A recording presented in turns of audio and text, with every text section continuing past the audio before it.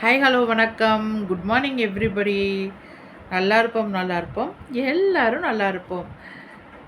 இன்றைக்கி எந்த டாபிக் நம்ம பேச போகிறோம் அப்படின்னா அக்னி நட்சத்திரம் பற்றி பேச போகிறோம். அக்னி நட்சத்திரம் வந்து இப்போ ஆரம்பிச்சிருச்சு.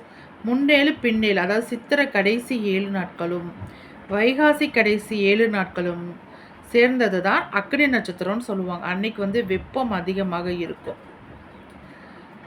தாங்க முடியாது. ஆனால் இந்த 14 நாட்களில் எந்த ஒரு சுபகாரிய பேச்சோ வாஸ்து பண்ணுறதோ இந்த மாதிரி நம்ம எந்த காரியங்களும் செய்யக்கூடாது.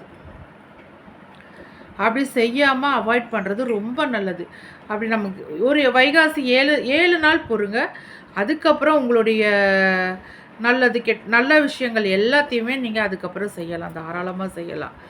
அதுவரையிலும் அக்னி நட்சத்திரம் ஆரம்பிச்சிருச்சு. இனி வரக்கூடிய நாட்களில் எந்த ஒரு சுபகாரிய பேச்சுமே நீங்கள் வச்சுக்காதீங்க, அது நல்லது இல்லை. அப்புறம் வீட்டுக்கு முன்னாடி வைக்கக்கூடிய செடிகள் என்னன்னு நம்ம பார்க்கலாம். வீட்டுக்கு முன்னாடி செம்பருத்தி பூ ரொம்ப நல்லதுங்க.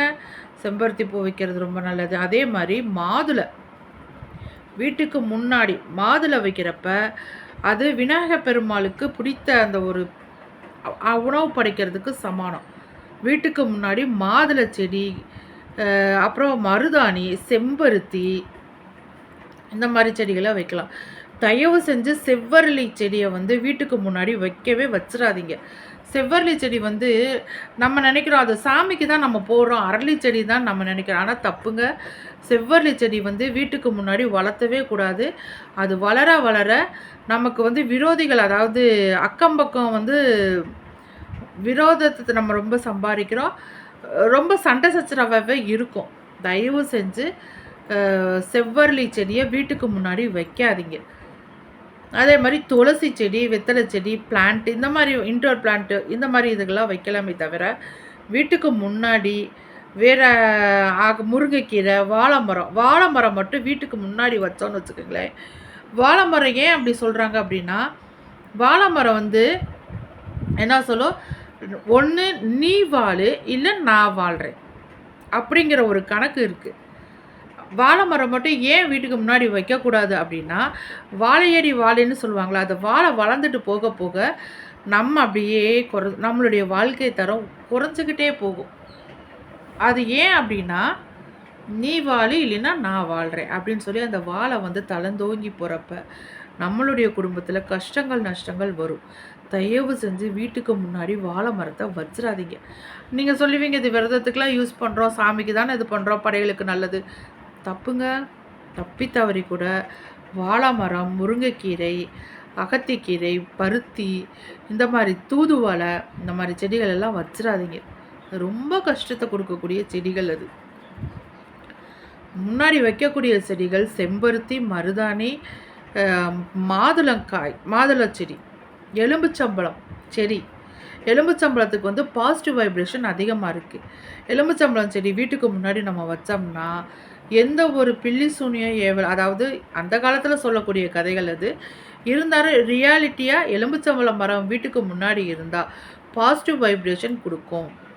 இந்த செடிகள் எல்லாமே பாசிட்டிவ் வைப்ரேஷன் கொடுக்கக்கூடியதுங்க.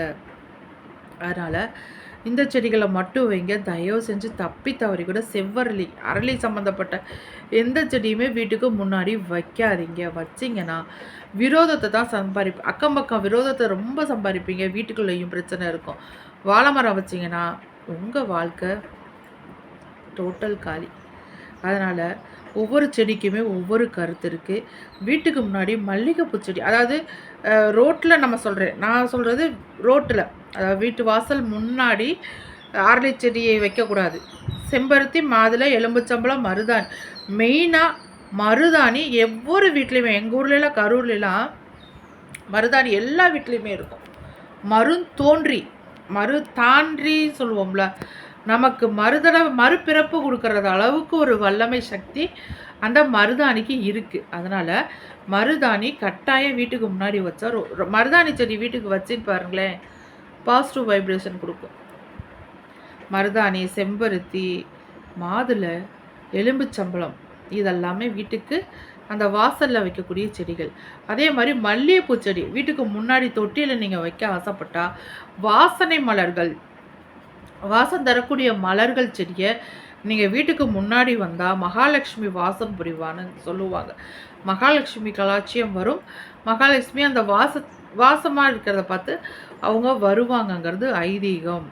வடகிழக்கு பகுதியில் துளசி செடி கட்டாயம் வச்சோம்னா ரொம்ப நல்லது. நம்ம தொட்டியில் தான் வைக்கணுன்ட்டு இல்லை, நமக்கு எந்த ஒரு பொருள் கிடைக்குதோ அந்த பொருளை வச்சு நம்ம முன்னாடி வீட்டுக்கு முன்னாடி வச்சு நம்ம செவ்வாய் வெள்ளிக்கிழமைகளில் விளக்கேற்றி வச்சு மஞ்சள் தண்ணி தொளிச்சுட்டு மஞ்சள் தண்ணி அவங்களுக்கு துளசி மாடத்தில் ஊற்றிட்டு விளக்கு பொருத்தி சாமி கும்பிட்டு பாருங்கள், அந்த வீடு நல்லா இருக்குங்க. செல்வ செழிப்பாக இருக்கும், வீண் போகாது. அந்த மாதிரி செடிகள்லாம் நமக்கு இருந்துச்சுன்னா அந்த செடிகளை தாண்டி நமக்கு எந்த ஆபத்துமே உள்ளே வராது. உள்ளே வரப்பே அந்த செடிகள் அந்த வரக்கூடிய நெகட்டிவ் தாட்டை பூரா அழிச்சிரும்.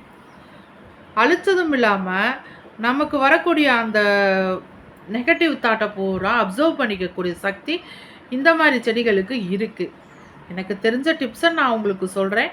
ஆனால் ரியலி இது உண்மையான கதை தாங்க. உண்மையாக ரியலாக பண்ணக்கூடிய விஷயங்கள் தான் நான் சொல்லியிருக்கேன். தயவு செஞ்சு வீட்டுக்கு முன்னாடி செவ்வரளி செடி வைக்காதீங்க. வச்சுருந்தீங்கன்னா எடுத்துருங்க. செம்பருத்தி பூ வைங்க, ரொம்ப நல்லது. செம்பருத்தி பூ, எலும்புச்சம்பழம், மருதாணி, இந்த மாதிரி செடிகள் வைக்கலாம். மல்லிகைப்பூ வைக்கலாம். மல்லிகைப்பூ செடி வாசமான செடிகள், இந்த ஜாதிப்பூ, மல்லிகைப்பூ வைக்கலாம். வாழை மரம் தயவு செஞ்சு வச்சிடாதீங்க. உங்கள் குடும்பமே இதாகி போயிடும், கொலநாசமாகி போயிடும். வீட்டுக்கு முன்னாடி வைக்கக்கூடாது. பின்னாடி வாழை மரம், முருங்கைக்கீரை இதெல்லாம் வைக்கலாம். வீட்டுக்கு முன்னாடி வைக்கக்கூடாது. அதே மாதிரி தூது ஓலையும் வீட்டில் வைக்கக்கூடாது. சில பேர் சொல்லுவாங்க, இது ரசத்துக்கு தானே வைக்கிறோம், இதனால் ஒன்றும் இல்லைன்ட்டு. வைக்கக்கூடாதுங்க. தூது ஓலையை வீட்டுக்கு முன்னாடி வைக்கக்கூடாது. ஓகேங்களா? அதனால் தேவையில்லாத நம்மளே தொல்லையை தேடி போக வேண்டாம். இந்த மாதிரி செடிகளை நம்ம அவாய்ட் பண்ணிவிட்டு பாசிட்டிவ் வைப்ரேஷனை நம்ம வீட்டுக்குள்ளே அப்சர்வ் பண்ணிக்குவோம். நெகட்டிவ் தாட்டை ரோட்லேயே விரட்டி விட்டுருவோம். இந்த மாதிரி செடிகளை வைங்க. வீட்டுக்குள்ளே லக்ஷ்மி கடாட்சம் உண்டாகும். நல்லா இருப்போம். எல்லாருமே ஹாப்பியாக இருப்போம். Thank you so much everybody. பாய்.